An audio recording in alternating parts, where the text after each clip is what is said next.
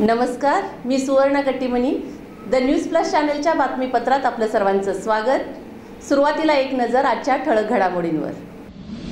देशातील पहिल्या uniform garment park सोबतच एक कॉमन मार्केटिंग सेंटर उभारा. आपण स्वतः मुख्यमंत्र्यांसोबत बैठक लावू आणि आपण प्रयत्न करू असं आश्वासन राज्यपाल CP राधाकृष्णन यांनी दिलं. राज्यपाल शुक्रवारी सोलापूर दौऱ्यावर असताना आमदार सुभाष देशमुख यांच्या अध्यक्षतेखाली त्यांनी खास सोलापूर मॅन्युफॅक्चरर गारमेंट असोसिएशनच्या पदाधिकाऱ्यांची बैठक घेतली.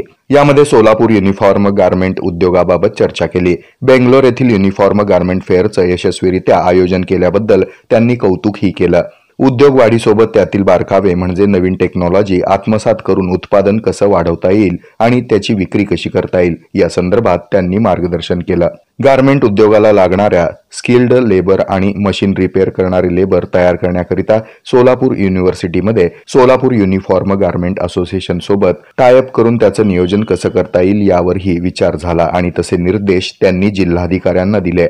यावेळी जिल्हाधिकारी कुमार आशीर्वाद, आमदार सुभाष देशमुख, सोलापूर युनिव्हर्सिटीचे कुलगुरू प्राध्यापक डॉक्टर प्रकाश महानवर यांच्यासह असोसिएशनचे अध्यक्ष निलेश शहा, अमित जैन, प्रकाश पवार, रमेश डाकलिया, व्यंकटेश मेंगजी, रोहन बंकापूर आदी उपस्थित होते. हे आहे मेट्रोकास्ट केबल नेटवर्क आणि आपण पाहत आहात the news plus. News plus बरच काही.